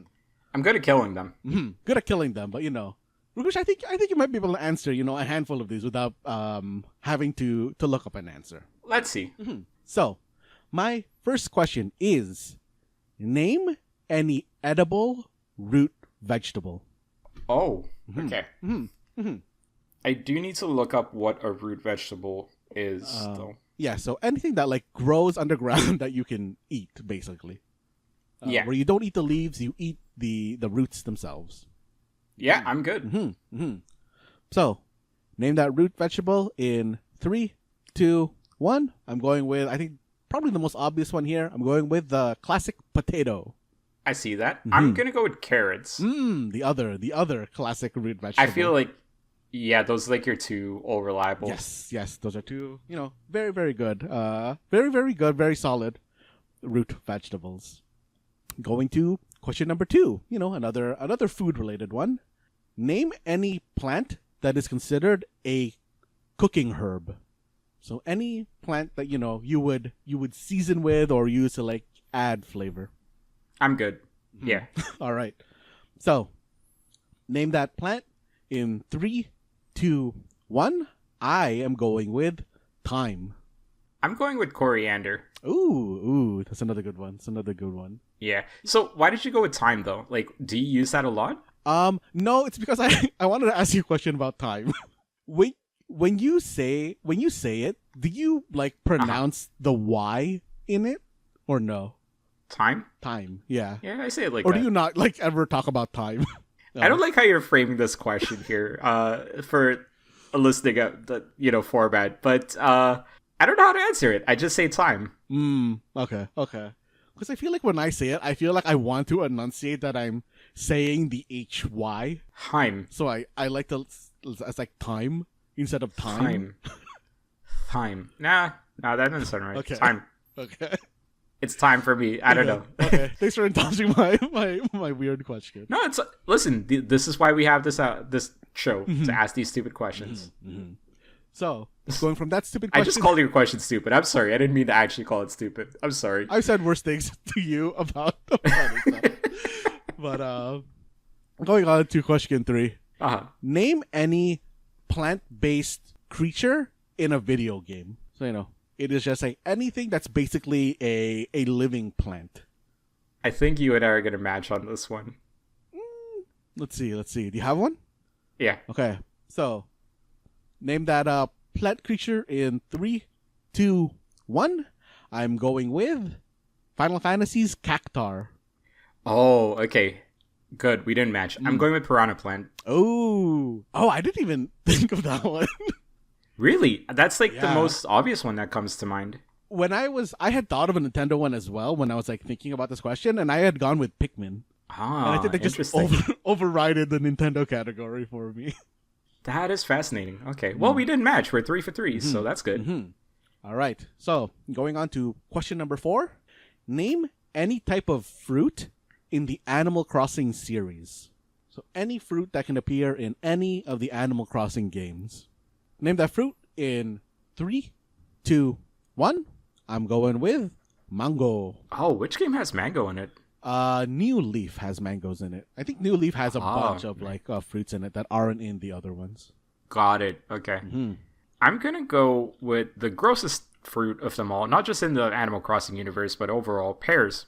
Ooh. Disgusting fruit.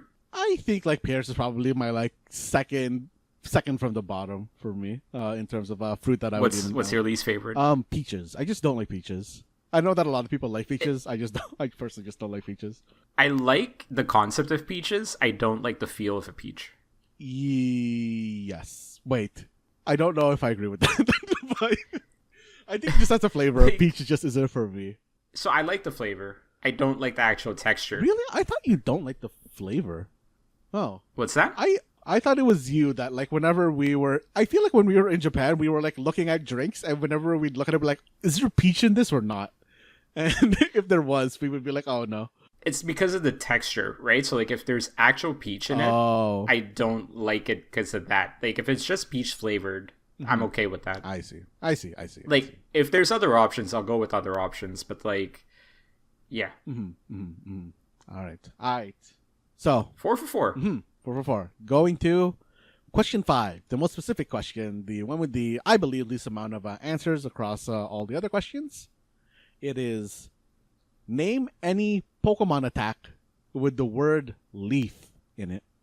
Name that attack in 3, 2, 1. I'm going with the all reliable. I'm going with Magical Leaf. Oh, interesting. Okay. I thought you were going to go with Razor Leaf, which was my answer. Ooh. No, I got to stick with Magical Leaf because that is the swift of the grass attacks. Fair enough. Yeah. 5 for 5. We did it. You made it through. Hopefully, Rakush. We did not match each other. Hopefully, our listeners have made it through as well. We did match on Elliot, though, so I don't know if that counts. That wasn't part of the Don't Match Me. So I think... Got it. I think we're good. That's the end of this episode, guys. Thank you for joining us again. Matt, thank you for indulging my confusing math talk with Killer Sudoku. Thank you for indulging my passion for watching 2 movies on the same day, and my confusion with getting ketchup for pizza pockets. Appreciate your patience with all of that stuff. Yeah, no problem. And as always, I guess I don't. This isn't always as always because I usually don't say this about you. Rakush, thanks for taking the reins and hosting this episode, and joining me on my dislike of Elliot. Fucking Elliot. Goddamn Philadelphia. They made like Sword and Sorcery Philadelphia. Matt, take it away before I get more angry about this. This has been the Mistake Zone, and we're all out of ways to bully Elliot. You might be, not me.